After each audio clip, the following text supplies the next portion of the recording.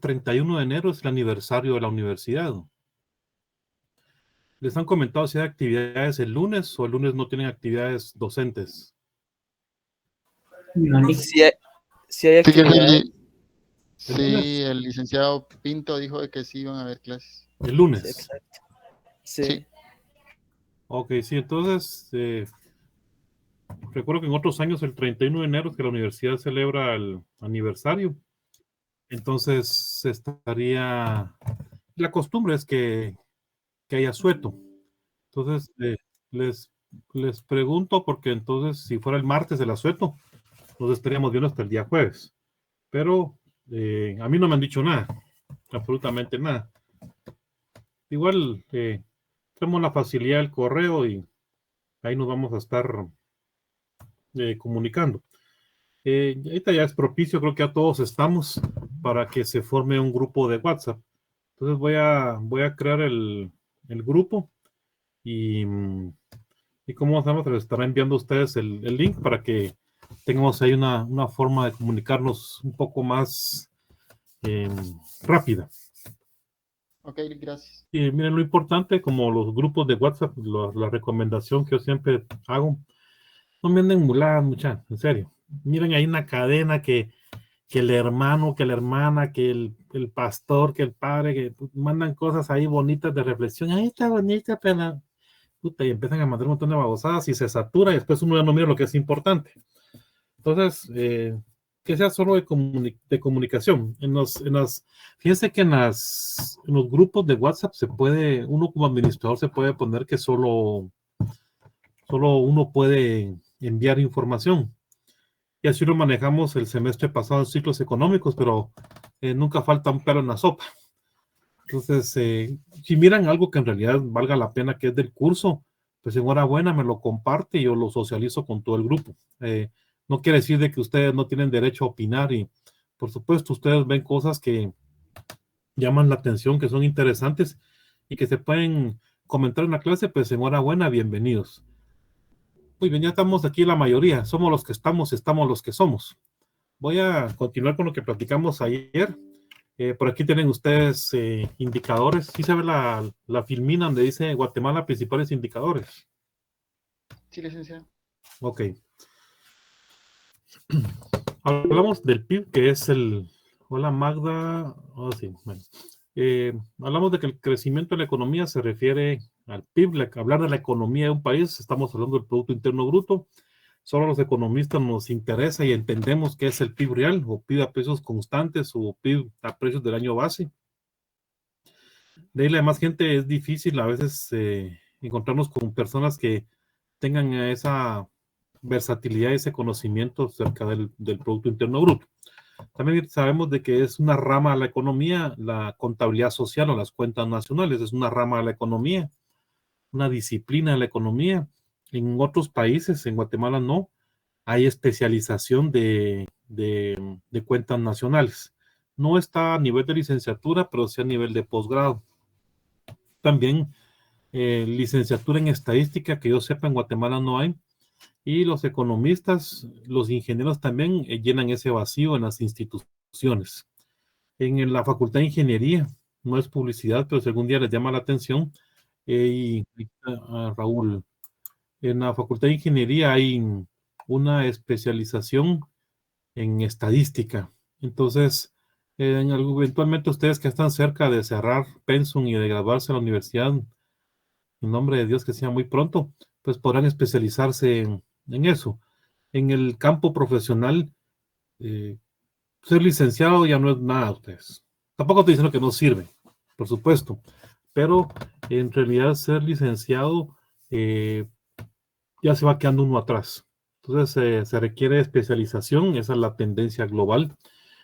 En algunos casos, pues las maestrías son buenas, sin embargo, las maestrías no nos van a dar un trabajo por tener maestría, nos van a dar un trabajo por tener experiencia, pero la maestría nos sirve para afianzar conocimientos, para acreditar un grado académico y por lo tanto poder optar a un mejor puesto.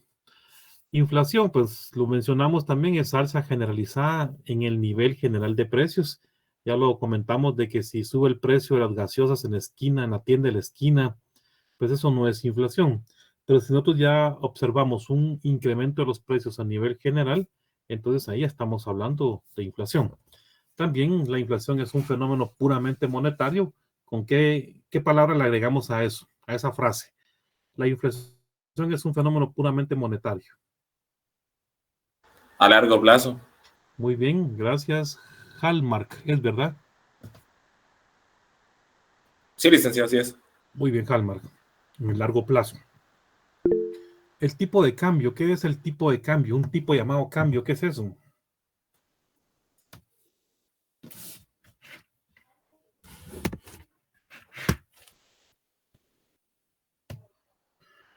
Ustedes miran los periódicos y hablan de tipo.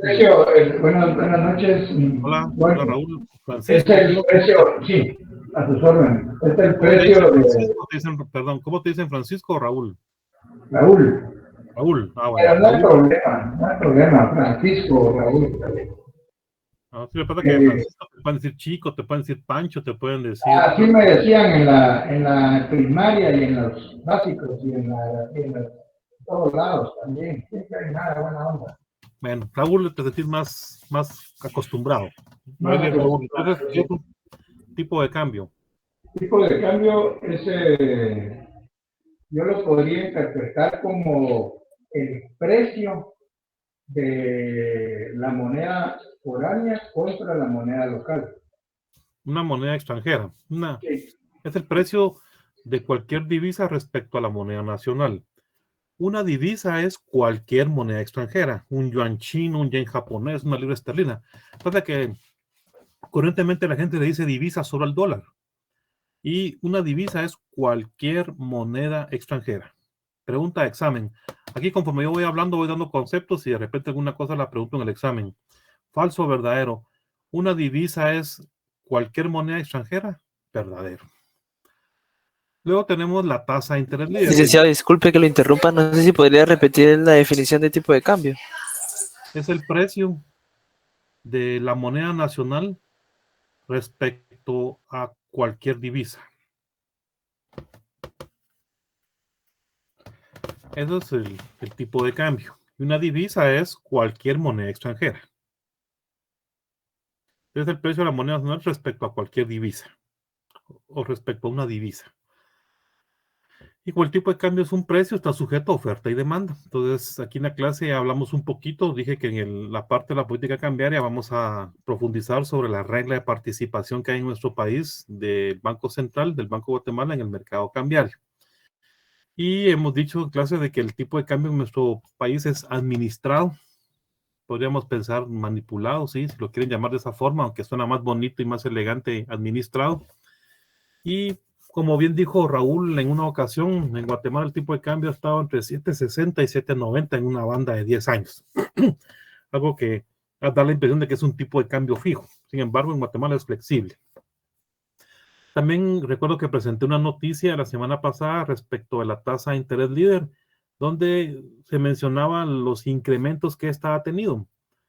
Y vemos de que ha aumentado en el año 2022, ha aumentado de 1.75 a 4.25, ha aumentado como 300 puntos básicos o 3 puntos porcentuales, como le quieran llamar. Y la tasa de interés líder, es la que paga el Banco Central por las OEM. El instrumento de política monetaria, ojo con eso, se llama OEM, Operaciones de Estabilización Monetaria, no es la tasa de interés líder. A veces la gente dice que la tasa de interés líder es un instrumento de política monetaria. Falso.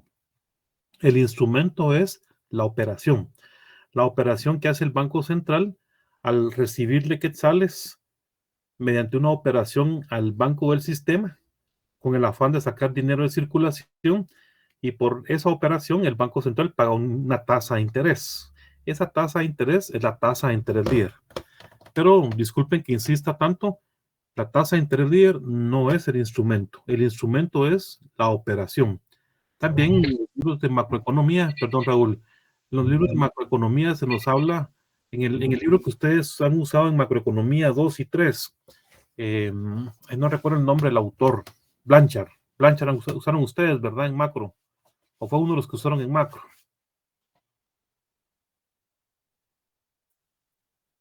Oliver Blanchard, ¿no usaron a Blanchard en su libro de macroeconomía, en su curso de macro? Sí lo usamos. Sí, uno de tantos, el Sí, licenciado pero Edson era el que más teníamos de referencia. era de referencia. Sí, el licenciado Edson es un excelente profesor. Yo le tengo mucha admiración y respeto. Yo sé que él los preparó muy bien en macroeconomía. Entonces, Blanchard es un libro del curso, uno de los tantos que usan, y Blanchard habla de OMAS, operaciones de mercado abierto. La diferencia está en que la SOEM, el Banco Central, recibe el dinero, paga una tasa de interés. En cambio, en el caso de las OMAS, el Banco Central le recibe papeles a los bancos del sistema. Esa es la diferencia entre OMAS y OEM. En Guatemala se hacen OEM, operaciones de expresión monetaria. Más adelante en el curso vamos a profundizar en esto. Ahorita solo me quiero limitar a estos principales indicadores. Raúl, perdón, ¿nos ibas a comentar algo?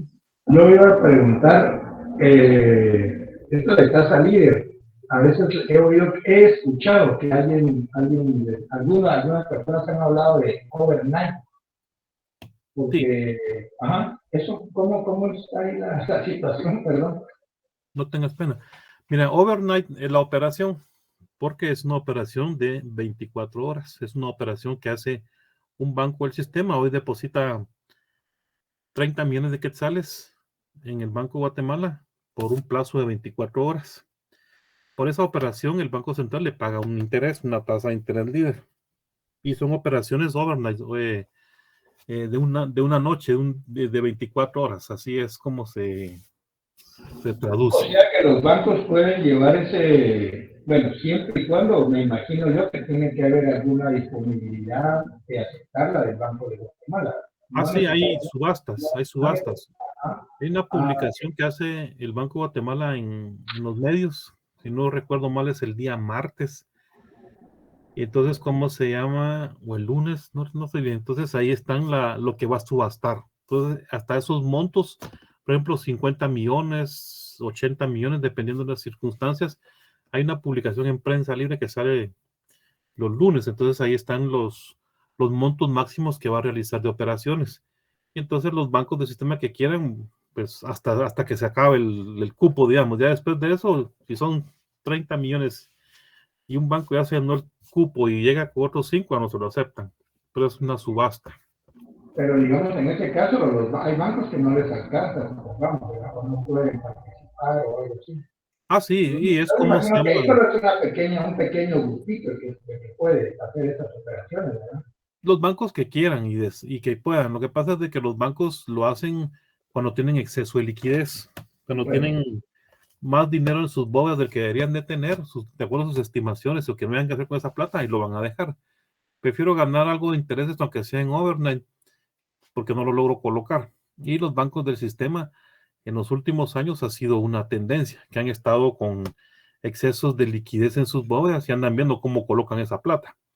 Entonces, ya ha entrado el Ministerio de Finanzas a vender bonos. Y entonces los bancos se han ido ya a comprar bonos del Ministerio de Finanzas. Y ahí viene la incidencia en las tasas de interés, porque un banco va a decir, miren, yo prefiero comprar bonos en el Ministerio de Finanzas porque mis costos operativos son cero, no incurren costos operativos y voy a ganar aunque sea una tasa de interés baja, comparado con lo que podrían pagar en la calle los clientes, pero yo estoy ganando y sin mayor esfuerzo. Entonces, si usted, Juan Pérez, quiere que yo le preste, dice el banco, entonces págueme una tasa más alta porque a mí me están pagando esa tasa en otro lado. Entonces, esas tasas de interés que fija el Banco Central y el gobierno a través de los bonos que emite el Ministerio de Finanzas, pues tienen una incidencia en las tasas de interés domésticas, que es lo que voy a hablar ahorita, el spread bancario. Muy bien, gracias. Licenciado, disculpe, antes de que continúe, solo quería preguntarle dos cosas. La primera Casado es... y no tengo pisto. ¿Amanda?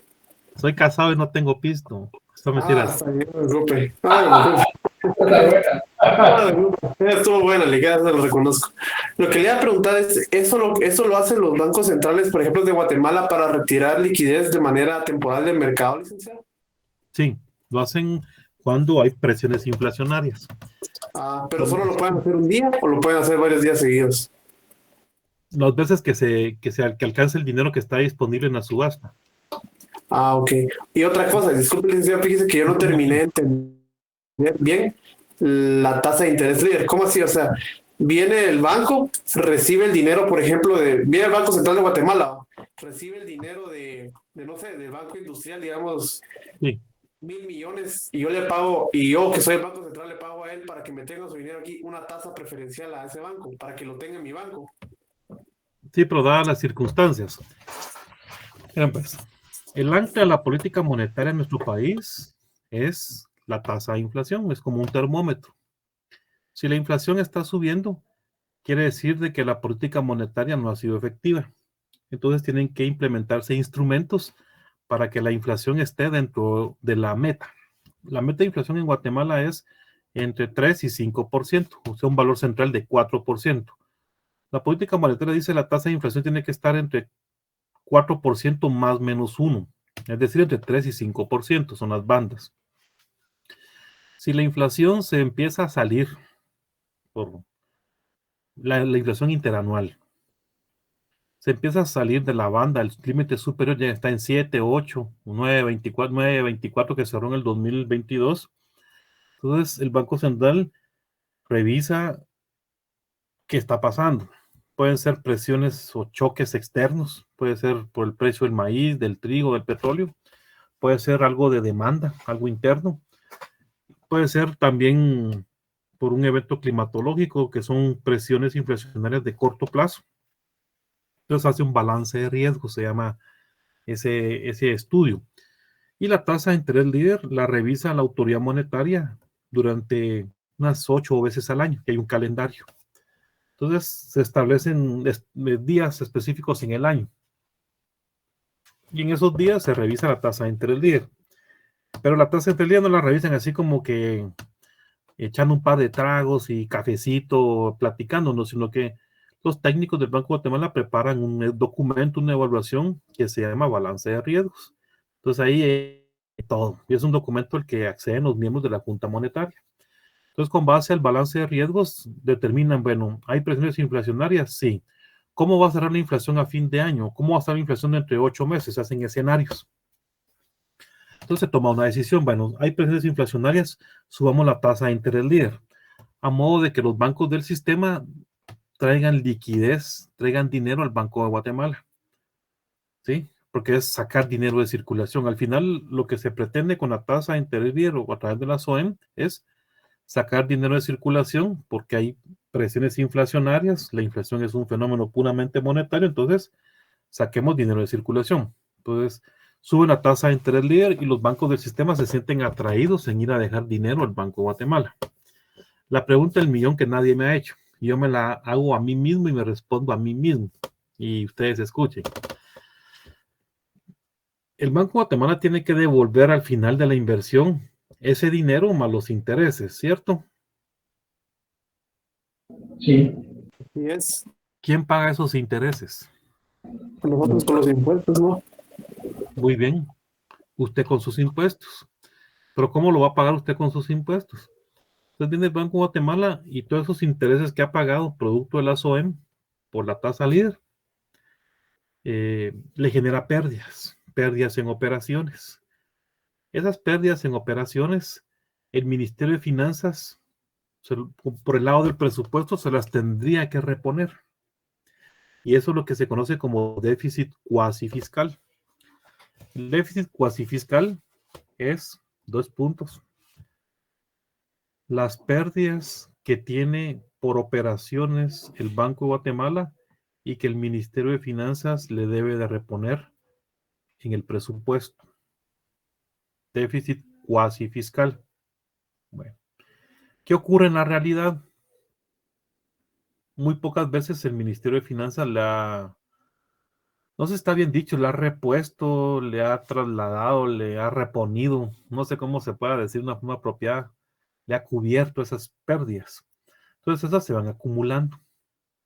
Al día de hoy van más o menos como 4.000 millones de quetzales en pérdidas que ha tenido el Banco Central y que el gobierno no le ha cubierto. Entonces se van aumentando. Y es una deuda que tiene el gobierno con el Banco Central. Por eso se llama déficit cuasi fiscal, porque en realidad aumenta el déficit del gasto de gobierno, pero no es producto de gasto, sino que es producto de las operaciones de estabilización monetaria que hace el Banco de Guatemala. Eso solo en Guatemala. En otros países hay otros mecanismos. Caso a la Tortrix. A la Tortrix, así funciona la política monetaria. ¿Estamos bien hasta ahí? ¿Qué otra, digamos, aparte de los intereses de la tasa líder, ese déficit fiscal está integrado por qué otros gastos que tenga el banco? La política monetaria, por ejemplo. Es que ese es el costo. Ese es el costo de la política monetaria. Mantener el dólar en un rango con esas bandas también. Si hay déficit, eso también se va cubriendo ahí. Sí, porque es el costo de la política monetaria, cambiar de crediticia es el costo. Sin embargo, por tipo de cambio, la rebaja que tiene el Banco Central o la disminución que tiene es de reservas. Pero las reservas en los últimos años han aumentado, no han disminuido, sino que han aumentado. Entonces, por ese lado no se puede hablar de pérdidas. ¿Y por qué han aumentado las reservas? Porque como han aumentado las remesas, ¿sí? Ha aumentado la oferta de dólares. Los bancos del sistema, esos dólares que captan vía remesas, se los llevan al Banco Guatemala y el Banco Guatemala les da quetzales. No lo tienen que hacer obligatoriamente. Pero hay un momento en que los bancos tienen muchos dólares y pocos quetzales, entonces tienen que ir al Banco Guatemala a canjearlos.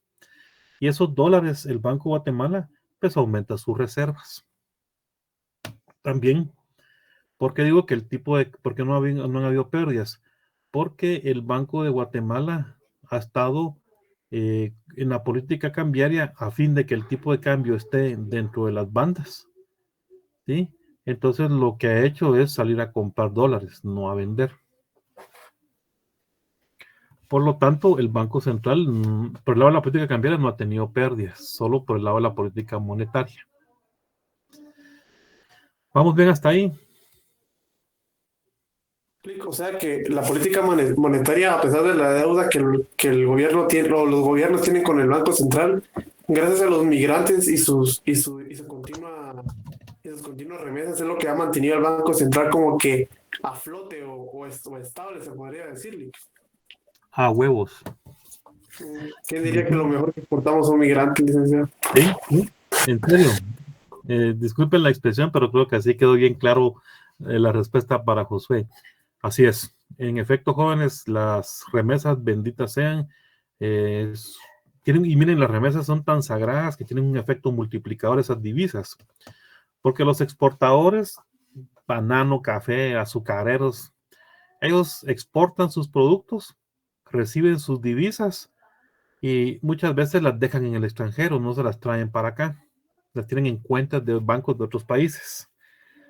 Y traen algunas para acá. No estoy diciendo que todas las dejen afuera, pero no se las traen todas para acá. En cambio, las divisas, producto de las remesas, tienen un efecto multiplicador. Porque esas divisas, viene Juan Pérez que recibe sus $500 de remesa cada mes y lo que hace él es gastar. Consume alimentos, vestuario, calzado, vivienda, etcétera. A viernes, ¿verdad? Entonces consume y eso hace que la economía, acuérdense que el motor de la economía es el consumo. Si no hay consumo, ¿para qué producimos? Entonces las remesas tienen ese efecto, las divisas producto de remesa tienen ese efecto multiplicador, que las personas que la reciben consumen y aquí se quedan ese efecto de ese dinero que entra al país. Por lo tanto, son sagradas las remesas para nosotros, por lo mismo que les mencioné. Voy a pasar al spread bancario. ¿Hoy sí o tienen alguna otra inquietud?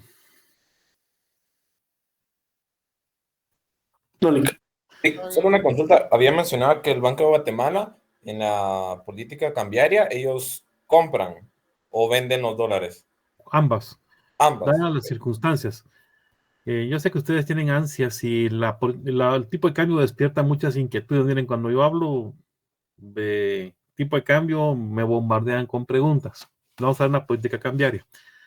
Miren, pues el tipo de cambio, cuando está bajando, ¿qué hay que hacer? Aumentar las divisas para que el tipo de cambio suba y esté dentro de las bandas. ¿sí? Y cuando está subiendo hay que retirar divisas para que el tipo de cambio esté dentro de las bandas. Entonces, dadas las circunstancias, el Banco Central ya sea compra o vende divisas para que el tipo de cambio esté dentro de las bandas. En los últimos años, el Banco Central ha estado comprando dólares porque si no, el tipo de cambio va a estar por encima del límite superior de las bandas. Entonces, ha estado comprando y acumulando divisas. Y eso al Banco Central no le ha generado pérdidas. Y también el Banco Central por ese lado monetiza la economía, porque recibe los dólares, pero tiene que dar quetzales. ¿Sí? ¿Vamos bien hasta ahí? Lick, una pregunta, ¿y cuando vende dólares, a quién se los vende? ¿A los bancos de Guatemala o a bancos extranjeros, licenciado? Esa con los bancos del sistema. Es una mesa, la mesa electrónica del dinero, de divisas. Es un sistema en el que todos los bancos del sistema están interconectados. En el CINEDI, Sistema Nacional de Negociación de Divisas se llama. Y es un software, no crean ustedes de que es varias computadoras. Sí, son varias computadoras, pero es un software. Entonces el Banco de Guatemala tiene un monitoreo permanente en el tipo de cambio, cómo están comprando y vendiendo divisas todos los participantes del mercado cambiario, porque no solo los bancos, están las financieras, las casas de bolsa, las casas de cambio, pues también compran y venden divisas o hacen operaciones con divisas. Entonces el Banco de Guatemala tiene un monitoreo permanente sobre el mercado cambiario. Cuando el tipo de cambio se sale de las bandas, entonces hace una subasta. Y bueno, dice, vamos a subastar 50 millones de dólares, 5 millones de dólares. Entonces viene y lo coloca y lo avisa por el sistema, ¿verdad? Hay una alerta para todos los bancos. El Banco de Guatemala va a subastar 5 millones de dólares a tal precio. Entonces empiezan las posturas. Yo quiero 1 millón a tanto, yo quiero 1 millón a tanto, y así empiezan los bancos a fijar posturas. Y el banco, como es una subasta, el Banco Central va adjudicando esas divisas. Y no es de que vayan los camiones al Banco de Guatemala a sacar o a vender los dólares, sino que todo eso es electrónico. Pero ese dinero sí existe en efectivo, ¿ya? Pero todo eso se hace de una manera electrónica. Recuerden ustedes de que los bancos del sistema tienen un encaje, una cuenta de encaje en el Banco de Guatemala. Entonces, todas las operaciones se hacen a través de la cuenta de encaje. Poco a poco vamos a ir viendo en el curso qué es cada una de esas cosas. El encaje bancario es lo que los bancos del sistema le trasladan al Banco de Guatemala producto de los depósitos que reciben. Usted va a dejar 100 quetzales hoy al banco de su preferencia. Usted tiene su cuenta, deposita 100 quetzales, viene el banco y agarra 14.6 y lo va a dejar al Banco de Guatemala como encaje. Y el 85.4 es lo que dispone para prestar. Entonces tienen esa cuenta de encaje y es lo que utilizan los bancos del sistema para hacer canje. Por ejemplo, ahorita vamos fin de mes, el martes es 31 de enero, ¿verdad? Entonces, los bancos del sistema se empiezan a preparar desde hoy, el lunes, porque el martes hay pago, hay mucha demanda de efectivo. Entonces, van al Banco de Guatemala y sacan de su cuenta de encaje, si están sobreencajados. Entonces, sacan ahí, no sé, 40, 60, 100 millones, billetes de a 20, de a 10, de a 5, como quieran, para que ellos puedan pagar salarios el día martes. Poco a poco vamos a ir entrando a eso. ¿Vieron, Hallmark? Dick, en este caso, ya como usted menciona esa cuenta de encaje, ¿esta funciona en algún momento cuando el banco quiebra? No. No. La ley dice que el encaje es inembargable. Inembargable. O sea que cuando un banco quiebra, lo que entra a batear es una...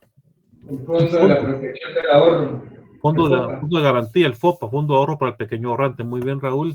Lo que alcance.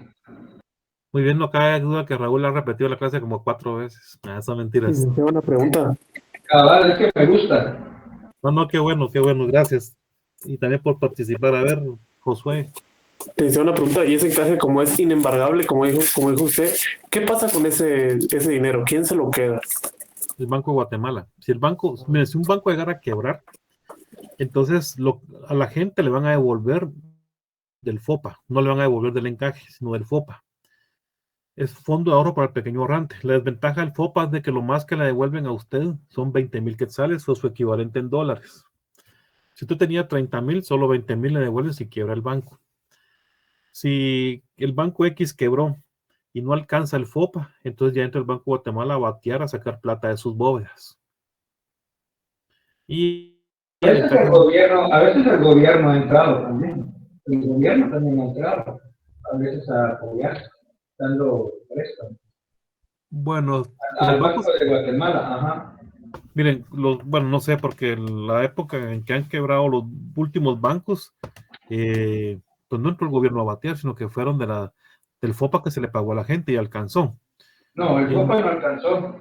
No, porque el banco del café se acabó casi todo el FOPA. Y En el 2007. el banco de Guatemala, sí, el banco del café era grande, era el quinto banco más grande de Guatemala, se acabó casi todo el FOPA. Ahora los otros bancos no alcanzaron. Yo me recuerdo haber leído eso. Además que también hay que ver la Junta de Instrucción de Activos y Pasivos y que sepan los papeles. Bueno, yo recuerdo que en el año 2007, en el 2006 quebró Bancafé, en el 2007 el Banco de Comercio. Y yo recuerdo que en esa época el FOPA sí alcanzó para pagar los ahorrantes. Lo que pasó es de que no les pagaron de forma inmediata, porque se canalizó a través de otros bancos del sistema. Y el Banco Guatemala se quedó con todos los activos de los préstamos que habían quedado de esos dos bancos que habían quebrado. Pero bueno, vamos a analizar la historia económica de esa época para tener una respuesta certera. Yo me recuerdo que en esa época sí alcanzó lo del FOPA. Y si no, la Junta Monetaria hubiera emitido un acuerdo, un dictamen para sacar dinero de las bóvedas y poder pagarle a los cuentavientes. El problema está de que si usted tiene 30,000 o 100,000 quetzales depositados en un banco, a usted, si ese banco llega a quebrar, solo le van a devolver 20,000. No le van a devolver los 100,000 que pueda tener. Entonces, creo que ese es uno de los riesgos. Y eso aplica para cuentas de ahorro, depósitos monetarios y depósitos a plazo. O su equivalente en dólares. Si la cuenta es en dólares, solo le van a devolver el equivalente a 20,000 quetzales. Muy bien, vamos a hablar en su momento cuando hablemos de bancos un poco acerca de los mecanismos que hay cuando quiebra un banco, porque un banco no es solo de que, como en Estados Unidos, que se acogen a la ley de quiebras, aquí no hay ley de quiebras. Entonces, cuando un banco primero es intervenido, no se declara en quiebra directamente, sino que primero se integra una junta de exclusión de activos, o sea, cuando un banco llega a tener problemas financieros muy serios, cuando está dentro de lo que la ley de bancos establece como alertas y problemas de un banco que pueda llegar a la quiebra. Entonces se forma esa junta y ellos toman la dirección del banco. Los directivos solo están ahí de observadores y ya esa junta de exclusión de activos es la que ya toma las riendas del banco. Ok, voy a pasar al spread bancario, jóvenes. El spread bancario es la diferencia entre tasa de interés activa y pasiva. La tasa de interés activa es la tasa de interés que los bancos cobran por los préstamos y la pasiva es la que pagan por los depósitos. La diferencia entre las dos se llama spread bancario o margen de intermediación financiera. La teoría dice que entre más bajo es el spread bancario, más desarrollado es un sistema financiero. Cuando entremos al tema de bancos y miremos las tasas de interés, voy a aterrizar en ese tema. Hoy solo quedémonos con que el spread bancario es la diferencia entre tasa activa, que es la que los bancos cobran por depósitos, menos tasa pasiva, que es la que cobran por préstamos, menos la tasa pasiva, que es la que pagan por depósitos. El spread bancario. Reservas monetarias internacionales. Bueno, las reservas ya lo mencionamos abundantemente en la clase y es el saldo de la contrapartida del saldo de la balanza de pagos. Y las reservas monetarias internacionales están integradas por oro, depósitos en moneda extranjera, en bancos, y también están, ¿cómo se llama? En los derechos especiales de giro. Esos son los componentes principalmente de las reservas y los dólares que tenga el Banco Central en su poder. También el oro es parte de las reservas. Déficit fiscal. El déficit fiscal es ingresos del gobierno menos gasto. históricamente Guatemala ha sido un país que ha tenido déficit fiscal, pero no es el único, no se preocupen. Todos los países del mundo, casi todos, tienen un déficit fiscal, es decir, que tienen más gastos que ingresos. Y ese déficit fiscal es financiado con deuda. Esa deuda que hace, que recibe el Ministerio de Finanzas, pues para financiarla tiene opciones. Pedir préstamo en gobiernos amigos, pedir préstamos en organismos internacionales de crédito, y lo que ha estado de moda desde hace algunos años ha sido la emisión de bonos, la deuda bonificada. ¿Por qué deuda bonificada? Porque la emisión de bonos es más rápido, lleva menos tiempo y en muchos casos se puede pagar menos intereses. Entonces los gobiernos en los últimos años se han inclinado más por deuda bonificada, y para que los bonos tengan una tasa de interés favorable para el gobierno, el país tiene que tener una buena calificación de riesgo país, que fue lo que mencionamos ayer cuando hablábamos de la noticia de que va a estar visitando Fitch al país, esta firma internacional, la calificadora de riesgo. Entonces, cuando un gobierno emite bonos, pensemos en dólares, y los coloca en Estados Unidos, pues no es que vaya el ministro de Finanzas de Estados Unidos y se ponga ahí en Nueva York, en la bolsa, ¿quién quiere bonos de Guatemala? Lo que tienen agentes, tienen bancos corresponsales, se cobran una comisión, y es a través de ellos que se va colocando los bonos. Cuando el país tiene una buena calificación, riesgo país, entonces la tasa de interés es baja. Y cuando un país tiene una calificación mala o es de riesgo, pensemos en Venezuela, Argentina, entonces esos bonos, pues el gobierno tendría que ofrecer tasas de interés más altas con tal de colocar esos bonos. Y esas tasas de interés son a plazos, a 5, a 1 año, a 10 años. Y ahí la ley, el Congreso emite la ley para emitir bonos, y el Ministerio de Finanzas hace el reglamento, y ahí van estableciendo los cupones, van estableciendo las formas de pago, etcétera. Remesas a PIB es otro indicador económico importante en nuestro país, porque las remesas, como bien lo dijimos hace algún rato, son sagradas en virtud de que cada vez son más y cada vez aumenta su participación en el PIB. No es una actividad económica, las remesas familiares, ojo con eso, sino que las remesas tienen un efecto multiplicador sobre otras ramas de actividad, sobre la construcción, tienen incidencia sobre la industria, tienen incidencia sobre hoteles y restaurantes, tienen incidencia en el consumo, tienen incidencia en la inversión. Pero nosotros nunca vamos a encontrar una actividad económica que se llame remesas. Tampoco en el PIB vamos a encontrar una actividad económica que se llame turismo y viajes. Turismo y viajes lo encontramos en la balanza de pagos, como un registro de ingresos de divisas. Pero en el PIB no hay ninguna actividad que se llame turismo y viajes. Pero las actividades de turismo, que en nuestro país hay mucho turismo receptor, hay muchos visitantes que vienen en calidad de turistas, pues tienen un efecto sobre hoteles y restaurantes, un efecto sobre transporte, un efecto sobre los bancos cuando cambian divisas, en el caso del turismo. Entonces, igual las remesas. Bancos del sistema, ¿cuántos hay en Guatemala? Y el salario mínimo. Estos son los indicadores que yo considero que un economista pues tiene que tener una perspectiva de cómo se está comportando en los últimos tiempos. Nosotros, por ser economistas, siempre nos preguntan, mire, ¿cómo va la economía? ¿Cierto que este año vamos a crecer tanto?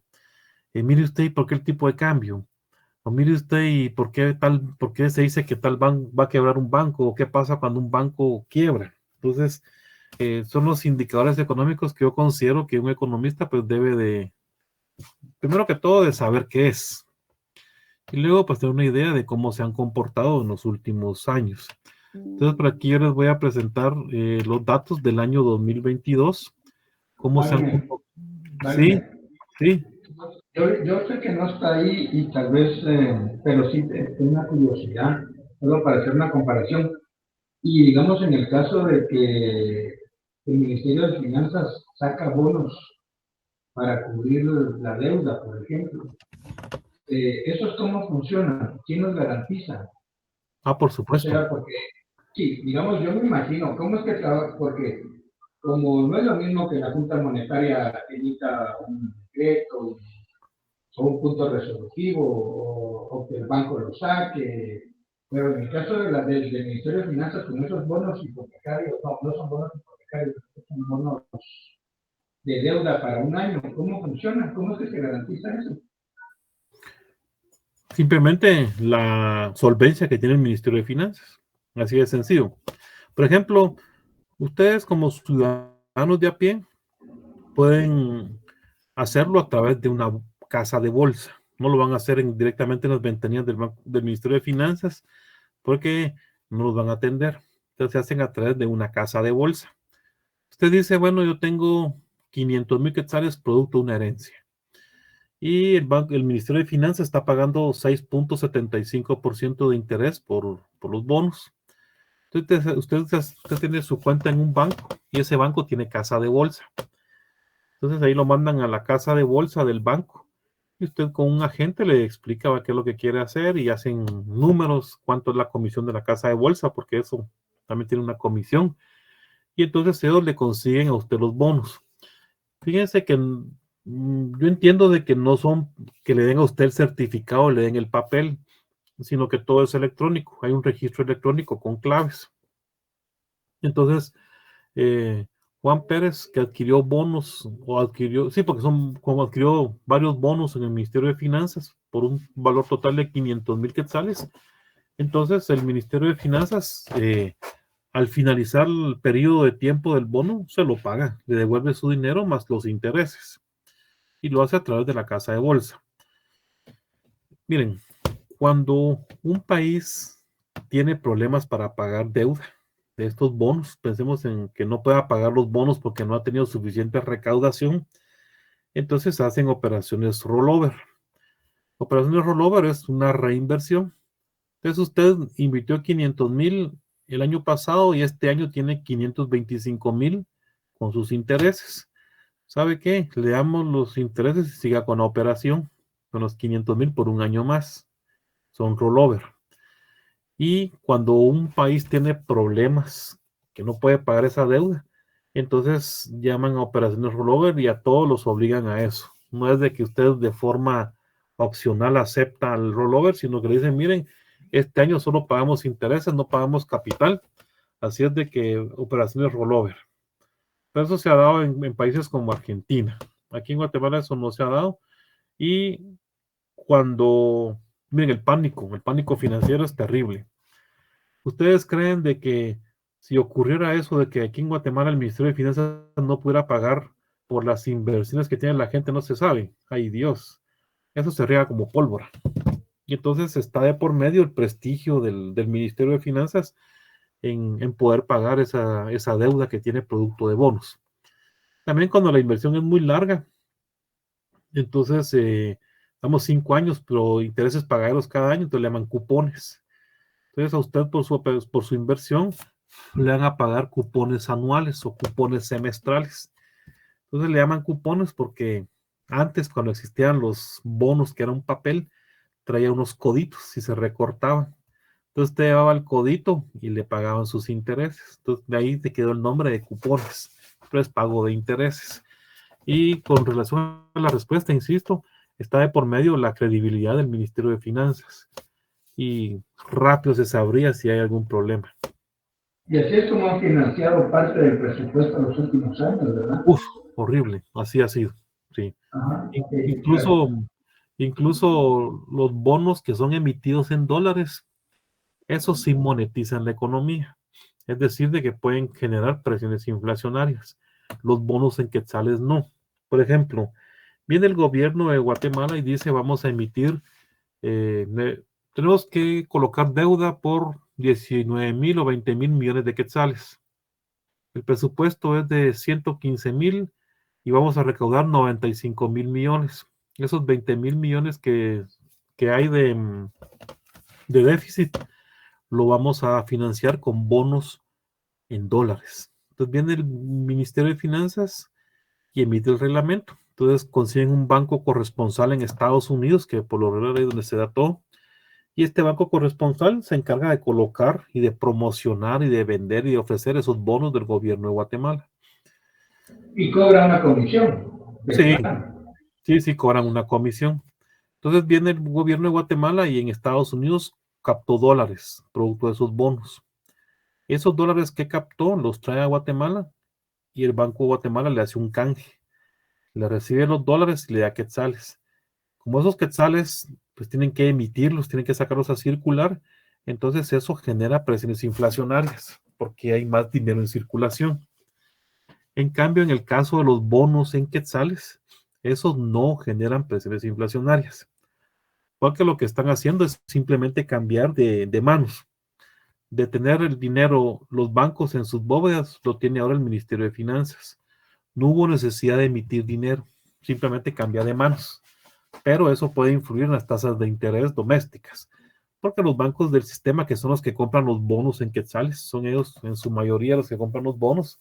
Ellos, pues, simplemente, lo que dije hace un rato, en vez de colocar el dinero con el público, que eso lleva trabajo, estar haciendo la papelería para un préstamo, referencias, y pero si este cuate no paga, en fin, todo eso va a llevar tiempo. En cambio, colocando bonos no tienen costo en operaciones, va más quiere dejar la plata y que les den sus comprobantes y ahí lo registran en su contabilidad y a esperar que venza el plazo. Entonces, los bonos en quetzales no generan presiones inflacionarias, insisto. Y así como los representantes que vienen de Fitch Rating y los que vienen del Fondo Monetario Internacional, que vienen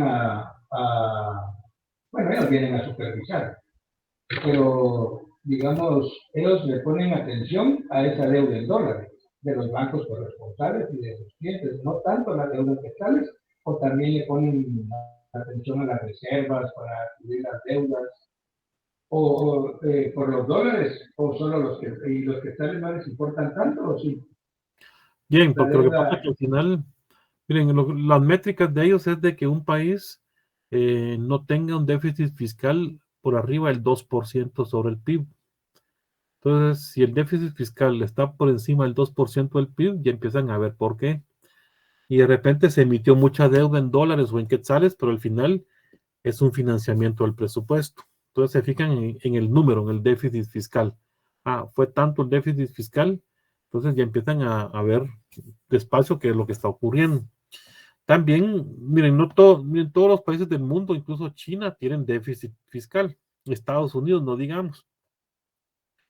Miren, el problema no es el déficit fiscal. El problema es cómo se invierte ese dinero producto de la deuda. Porque si se va a gastar el dinero producto de deuda en pagar salarios, por favor, ¿verdad? Pero si se va a invertir el dinero en cosas de beneficio, en cosas que puedan generar bienestar para la población, enhorabuena, porque al final el Estado, su fin es el bienestar y el fin de la economía es el bienestar. Pero si van a emitir deuda para pagar salarios, para pagarle ahí a Jodiel los bonos y todo eso, o sea, en qué cabeza cabe, pero se da. Pero digamos ahorita así como en Francia, en Francia también tienen un déficit fiscal y todas esas manifestaciones y todo son porque el Fondo Monetario Internacional nos está presionando. Pero digamos, por ejemplo, acá se habla de un déficit fiscal del 2% sobre el Producto Interno Bruto, exacto. Pero si nosotros nos vamos a los ingresos y a los egresos, el déficit fiscal es mayor. Ahora bien, yo entiendo que sí, digamos que eran 35.000 millones de déficit fiscal entre ingresos y egresos. Eso se va a cubrir con deuda. Pero yo por eso a veces, a mí se me había complicado mucho, porque decía yo, pero ¿por qué dicen el 2% si realmente el déficit viene siendo como el... Bueno, no vamos a poner ese número ahorita, pero vamos a hablar del 20%. Pero hay una recaudación, digamos un porcentaje de la recaudación sobre el PIB también. Sí. Digamos, creo que fue del 11% este año, no sé si fue sobre el 12%, no me recuerdo exactamente, creo que fue sobre creo que fue el 12, porque habían hablado que habían alcanzado la cuota de los acuerdos de paz, eso leí en la prensa. Entonces, prácticamente, sí, hay una recaudación del 12% sobre el PIB, pero hay un déficit. Si pongamos, estamos hablando de números aquí en esta clase, de un 2%, quiere decir que realmente se está financiando el presupuesto con un 10% de la recaudación sobre lo del PIB. ¿Así debería yo entenderlo o estoy mal con ese análisis? Miren, es 2%. Aquí está, en el año 2022 fue 1.6% el déficit. Ajá. Es decir, ingresos del gobierno menos gasto, hay una diferencia negativa. Esa diferencia negativa hay que financiarla. Pero esa diferencia negativa, que es un monto, por eso les decía, 105 millones o 110 millones menos 15 millones, 95. Esos 15 millones es el déficit que hay que financiar. Ese déficit respecto al PIB nominal es lo que da ese porcentaje, ese 2%. Ese monto de déficit dividido PIB nominal por 100 es lo que da ese 1.6% en el año 2022. 1.6% fue el déficit en el 2022. Fue por debajo del 2%, que es como la meta, como lo que más lo tolerable. Como sobre el PIB nominal. Sí, sobre el PIB nominal. De ingresos menos gastos, esa diferencia comparado con el PIB nominal es lo que nos da el déficit fiscal a PIB, ese 2%. Y mencionaste que Francia, miren, la presión de Francia no es del Banco, no es del Fondo Monetario, sino es más, sí, pero es más del Banco Central Europeo. Los países de Europa tienen más presiones del Banco Central Europeo, los que están en la eurozona, que del Fondo Monetario, en serio. Porque el Banco Central Europeo, para admitir un país en la eurozona, pues le tiene algunas condiciones, sí, exacto, condiciones.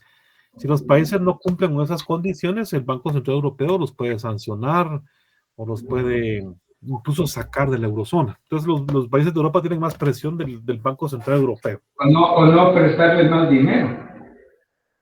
Sí, o no, por lo mismo, porque son parte del grupo. Acuérdense que una manzana podría pudrir a las demás, como lo que pasó con Grecia. Grecia estuvo cerca de que lo sacaran de la eurozona. Y al final, quien salvó a Grecia fue Alemania. Porque si Grecia salía de la eurozona, iba a haber un desbarajuste económico en Europa que era más costoso que salvarlo. Entonces, el Banco Central Europeo, con el impulso de Alemania, fue que salvaron a Grecia, sacarlos de la eurozona. Muy bien, aquí tenemos las cifras del año 2022. El PIB creció 4%, la inflación cerró en 9.24%, tipo de cambio en promedio 7.85%, la tasa de interés líder cerró en 3.75%, pero vimos que este año la subieron a 4.25%. La tasa activa y la tasa pasiva, el spread bancario, la tasa activa es 11.83 y la pasiva 3.95%. Fíjense que aquí quiero hacer una aclaración con la tasa de interés activa. Ustedes van a decir, yo no pago eso yo pago 20% por un préstamo de la casa, del carro, electrodoméstico. ¿Por qué ponen ahí 11.83%? Porque esa es una tasa de interés promedio ponderada. No es una tasa de interés promedio simple, sino que es promedio ponderada. Aquí en la clase, cuando hablemos de tasas de interés, vamos a ver cómo se calcula un promedio ponderado. Igual la pasiva, lo que pagan por los depósitos, usted va a decir, pues mis ahorros me pagan 0.2%, 0.05%, no me pagan 3.95% por mis ahorros, porque es una tasa de interés promedio ponderada. Las reservas cerraron en 20,000 millones de dólares, disminuyeron comparado con el año 2021. Miren, hubo una baja en las reservas. El déficit fiscal fue más alto en el 2022. Las remesas pesan el 18% del total de la economía. Y en el año 2022 vemos nosotros de que el salario mínimo tuvo un pequeño aumento. En el año 2022 respecto al 2021, 2020 y 2021 no hubo ajuste, porque no es un aumento, es un ajuste en el salario mínimo. Pues miren, la actividad que yo tengo programada para hoy es de que estos indicadores ustedes investiguen en el momento de la clase, investiguen las proyecciones del año 2023. Yo ya las tengo, las vamos a analizar y comentar. Entonces, ahí ya tengo las 8 y fracción. Hagamos una cosa, dejemos esto para el día martes. Tómenle una fotografía de la diapositiva y quiero que usted investigue cada uno de estos indicadores, las proyecciones 2023. En el caso del salario mínimo ya está, ya salió el acuerdo gubernativo de cuánto es el salario mínimo para el 2023. Ahí ya no sería proyección, sino que ya sería el autorizado para el 2023. Entonces, estos indicadores, por favor, investigue para el año 2023 y esto va a tener el valor de un laboratorio. Para el día martes, laboratorio número 1, usted va a conseguir las proyecciones 2023 de estos 10 indicadores económicos. ¿Estamos? Muy bien. Entonces, Ok, gracias. para el próximo martes, usted va a conseguir los 10 datos estos proyectados, porque no pueden ser observados, ¿verdad? Proyectados para el año 2023. Pone una hoja ahí, su nombre, número de carnet, salón, laboratorio 1, y se lo manda al licenciado a César García. ¿Estás por ahí? César Guzmán, perdón. César, ¿estás por ahí? Buenas noches, licenciado. Sí, aquí estamos. Ok, si fueras tan amable de colocar en el chat tu correo al que te pueden enviar este laboratorio 1 los chicos. Ya lo tienen a su disposición. Ah, bueno, perfecto. Entonces, el día martes le envían a César su investigación de las proyecciones 2023 y yo les voy a presentar lo que yo investigué y vamos a comentar algunas cifras de proyecciones 2023. Ya el día martes empezamos, si no es que avisen que hayas feto por lo del aniversario de la universidad, si no sería para el día jueves. Si no tenemos clase el martes, sería para el día jueves. ¿Estamos? Muchas gracias. Ok, este está el correo de César para el próximo martes y en su defecto para jueves la tarea y lo vamos a comentar y entramos al tema de la inflación propiamente. Así es de que les deseo un feliz fin de semana. Les agradezco mucho y los felicito a los chicos que tuvieron una participación muy activa el día de hoy. Creo que sin su participación la clase sería aburrida. Ustedes le dan dinamismo y les agradezco mucho sus dudas y sus inquietudes. Pero a todos los demás, por favor, traigan aquí sus dudas e inquietudes. Y si no sé, pues vamos a investigar, pero sí me encanta que participen y que aporten. Oyeron, muchas gracias. Gracias, Lick. Igualmente. Gracias, Lick. Feliz noche. Buenas noches, pues que descansen. Fin de semana, pues no van a chupar mucho. No van a chupar mucho. Feliz descanso. Gracias, Lick. Feliz noche.